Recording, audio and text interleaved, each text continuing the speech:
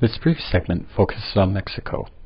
The goal of this presentation is to inform you on various aspects of that country in preparation for your upcoming investment decision. There are many aspects of a country that may be relevant to potential investment decisions, and the various languages of a country is the first of such issues. Similarities and/or differences in languages can have a substantial impact on a firm's ability to communicate with local customers, suppliers, and even employees.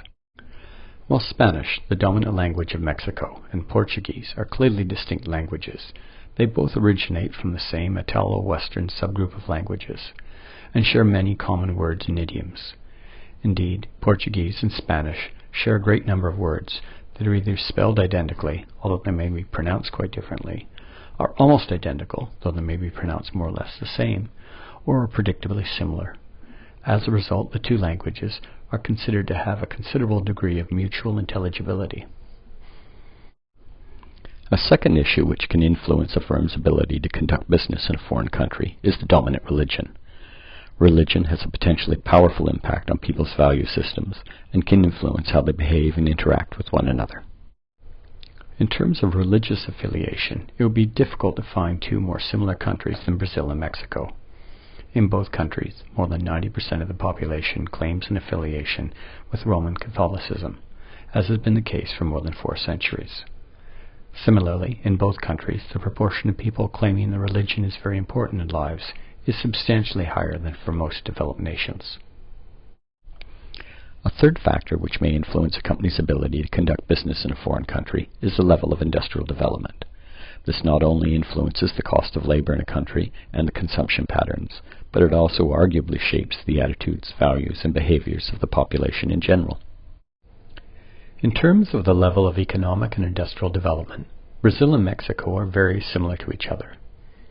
This holds true whether you measure the level of economic development by the prominence of the service and manufacturing sectors, by the degree of urbanization, or by the structure of the telecommunications system.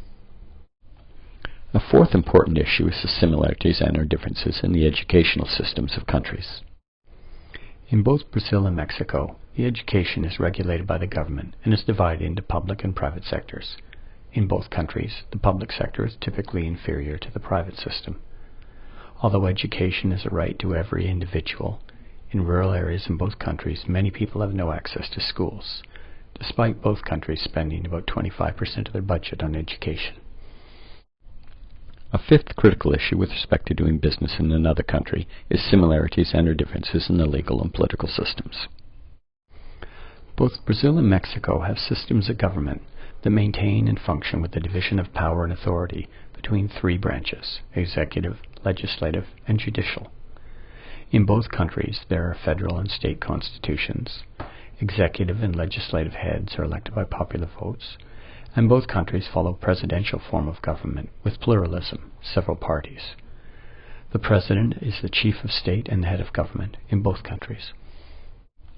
A sixth but potentially more subtle issue is similarities and/or differences in actual business practices.